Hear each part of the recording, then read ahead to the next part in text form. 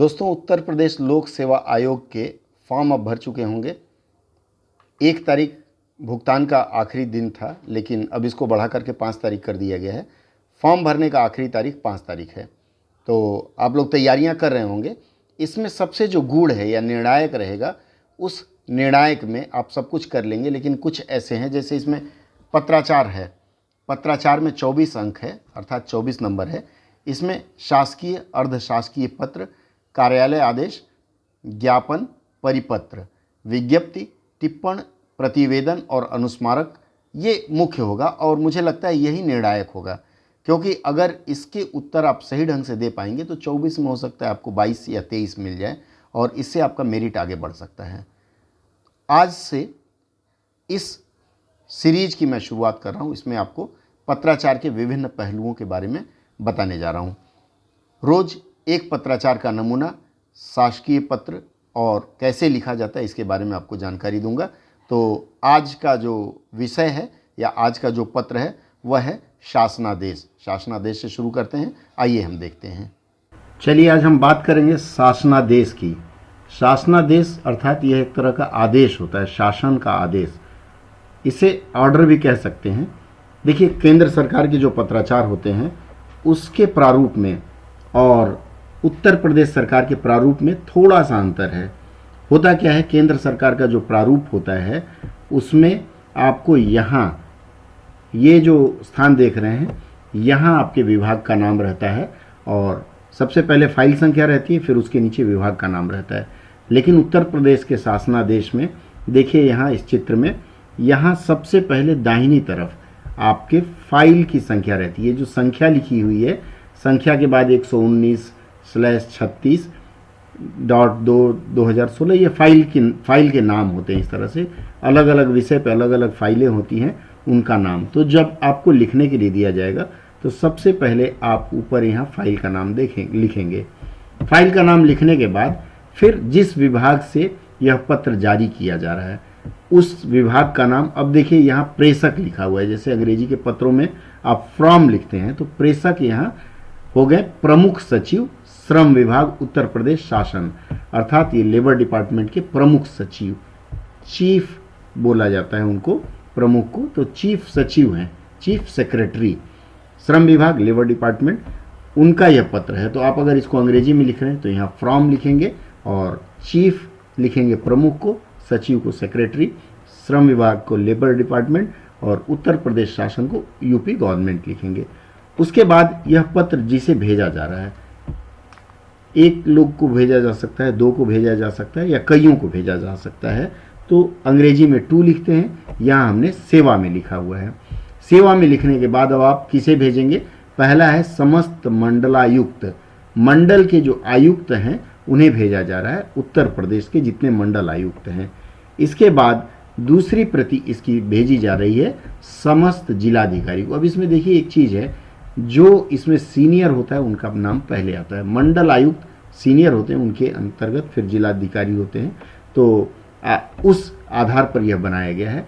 अब इसके बाद इसमें श्रम विभाग अनुभाग 2, ये श्रम विभाग में भी तो कई अनुभाग होंगे, तो यह अनुभाग मान लीजिए आप नहीं लिख पाते हैं परीक्षा में तो भी कोई बात नहीं। उसके बाद यहाँ दिनांक जो लिखते हैं, जैसे स्थान लखनऊ, मैंने बताया कि बाकी सरकारी पत्रों में विभाग का नाम और स्थान यहाँ आ जाता है ऊपर। इसमें देखिए, जब आप फ्रॉम टू लिख लेते हैं उसके बाद यहाँ स्थान और दिनांक रहता है, लखनऊ टू। ये चूंकि सरकारी आदेश की प्रति है, इससे आप अच्छे से समझ सकते हैं। इस आदेश को सिर्फ जानकारी के लिए मैंने पब्लिक डोमेन से निकाला है, यह लोगों के लिए उपलब्ध है। अब इसके बाद किस विषय में लिखा जा रहा है, तो यहाँ विषय क्या है?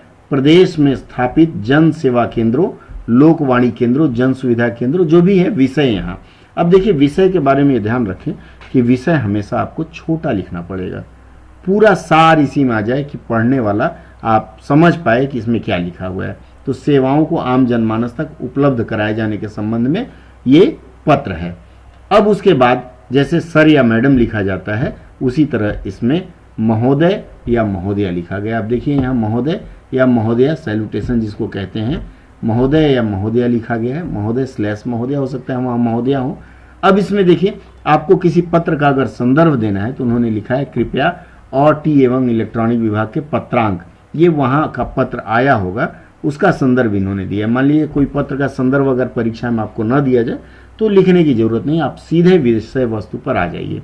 अब देखिए इन्होंने विषय वस्तु लिखा है, वर्तमान में 26 शासकीय सेवाएं ई डिलीवरी के माध्यम से प्रदेश में स्थापित जन सेवा केंद्रों, जो भी है विवरण, आपको जो विषय दिया जाएगा उसको आप इसके अंदर समाहित करेंगे और समाहित करने के बाद इसके साथ क्या क्या आपको देना है या मांगना है वो यहाँ है, जैसे क्रम संख्या, श्रमिक पंजीयन, श्रमिक अंशदान, ये विवरण आपको देना है। और विवरण देने के बाद अब आते हैं, जब आपने पत्र का मजमून पूरा लिख लिया, सब कुछ लिख लिया, अब उसके बाद आते हैं इसके समापन की तरफ। हर पत्र का एक समापन होता है और अपना तरीका होता है। ये देखिए पूरा पत्र 3 पन्ने का है। अब समापन में यहाँ देखिए योर्स फेथफुली अंग्रेजी में लिखने का चलन है, हिंदी में भवदीय लिखते हैं। भवदीय लिखने के बाद एक लाइन का गैप देते हैं और कोष्टक में ब्रैकेट में लिखते हैं जो हस्ताक्षर करने वाले अधिकारी हैं। डॉक्टर अनीता भटनागर जैन जी हैं, प्रमुख सचिव हैं, चीफ सेक्रेटरी हैं, तो इनका पहले नाम लिखा जाएगा, उसको कोष्टक में लिखा जाएगा और उसके नीचे इनका पद नाम लिखा जाएगा। अब उसको लिखने के बाद इस पत्र का एक और संख्या दिया गया है, संख्या 119/36, ये पत्रांक वो फाइल संख्या थी, ये पत्र की संख्या है और कब जारी की जा रही है, दिनांक यहाँ लिखा गया है। अब मान लीजिए इन 2 के अलावा वो प्रतिलिपि आपको और कई विभागों को भेजना है, तो जो कॉपी टू लिखा जाता है अंग्रेजी में और हिंदी में, उपयुक्त की प्रतिलिपि निम्नलिखित सूचनार्थ एवं आवश्यक कार्रवाई हेतु। आप ये नहीं लिख पाते हैं तो अब ये भी लिख सकते हैं, प्रतिलिपि सूचनार्थ एवं आवश्यक कार्रवाई हेतु।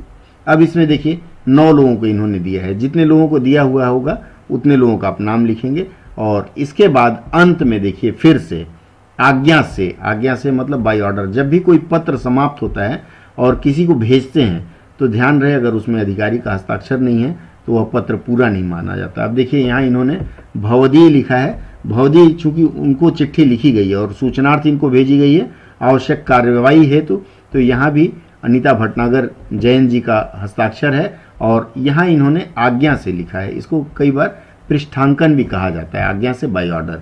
और ये लिखने के बाद आपका शासनादेश यहाँ पूरा खत्म होता है। अब देखिए संख्या मैंने बताया था वो नीचे भी है, तो इस तरह से जब शासनादेश करके आएगा या ऑर्डर आएगा तो आप उसको इस प्रकार लिख सकते हैं। मित्रों, अगली कड़ी में फिर और कुछ पत्राचार के बारे में मैं बताऊंगा, तब तक जुड़े रहिए और आप अपने मित्रों से भी कहिए हमारे इस चैनल से जुड़ें जो इस परीक्षा की तैयारी कर रहे हैं।